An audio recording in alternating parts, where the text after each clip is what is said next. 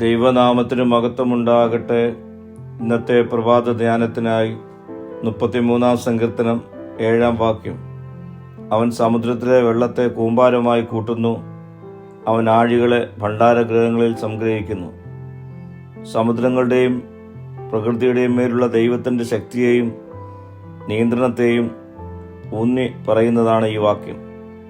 കടലിൻ്റെ വിശാലതയെ നിയന്ത്രിക്കാനും ദൈവത്തിന് കഴിയും. അവൻ സമുദ്രത്തിലെ വെള്ളത്തെ കൂമ്പാരമായി കൂട്ടുന്നു.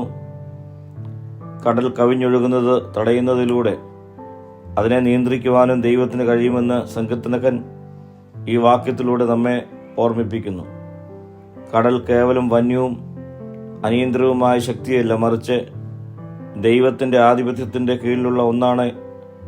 ഇത് സമുദ്രങ്ങളുടെ മേലുള്ള ദൈവത്തിൻ്റെ നിയന്ത്രണത്തെ കൂടുതൽ ശക്തിപ്പെടുത്തുന്നു. പ്രിയ സ്നേഹിതരെ, ആകാശത്തിൻ്റെയും ഭൂമിയുടെയും സൃഷ്ടാവെന്ന നിലയിൽ ദൈവത്തിൻ്റെ ശക്തിയെയും അവൻ്റെ നിയന്ത്രണത്തെയും ഈ വാക്യം എടുത്തു കാണിക്കുന്നു. പ്രാർത്ഥിക്കാം. കർത്താവേ, പ്രകൃതിയുടെ മേലുള്ള നിൻ്റെ അധികാരത്തെ തിരിച്ചറിയുവാനുള്ള കൃപ എനിക്ക് നൽകണമേ. മഹത്വം നീ എടുക്കണം. യേശുവിൻ്റെ നാമത്തിൽ തന്നെ. ആമീൻ.